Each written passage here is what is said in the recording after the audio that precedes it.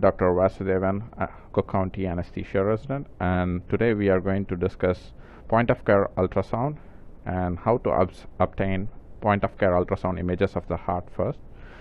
So point-of-care ultrasound of the heart is going to be done in three different windows: the parasternal, the apical, and the subcostal windows.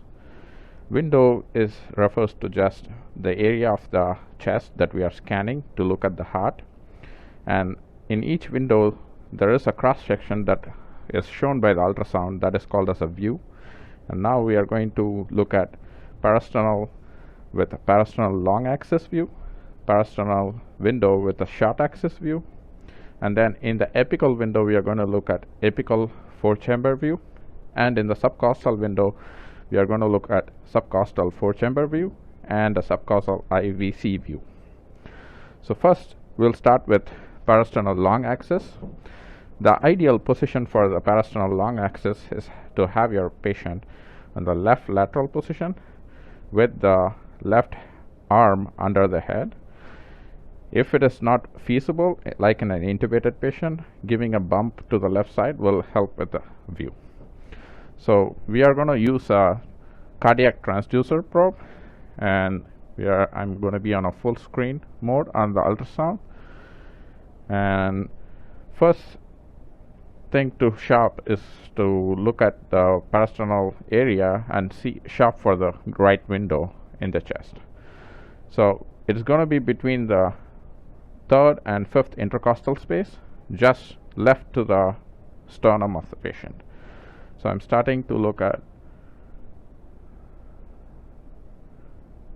the parasternal long axis view.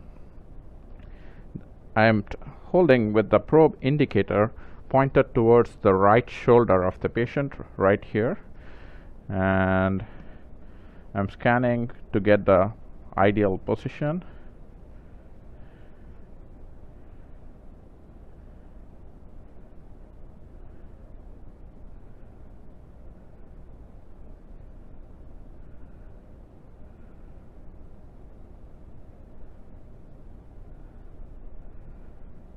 Alright, here we have the parasternal long axis.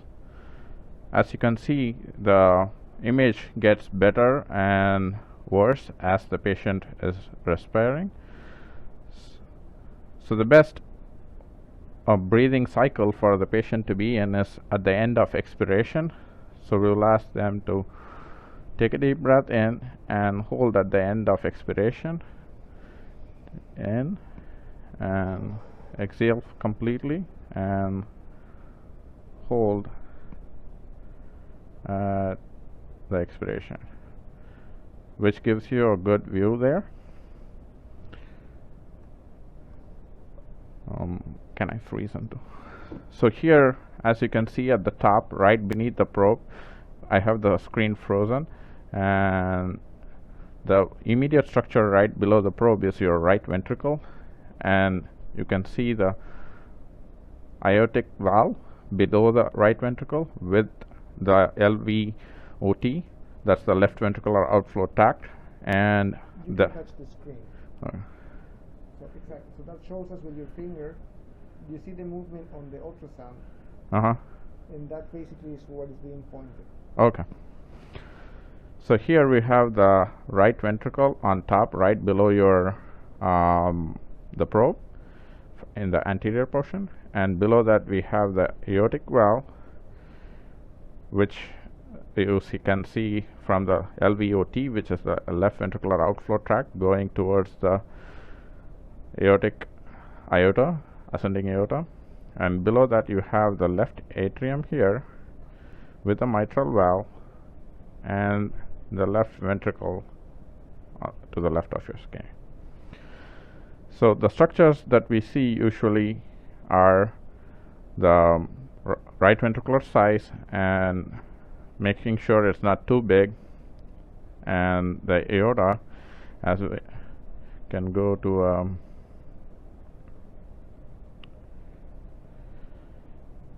the aorta and the right ventricle and the left atrium are supposed to be around 1:1 in the size. That is the qualitative assessment that we can make from this view.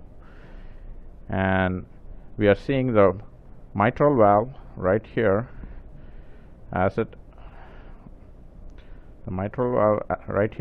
opens in diastole, and we are going to see that the mitral valve is opening well, and we see the aortic valve right there as it opens during systolic. So that is our assessment here. We're going to go back to the view.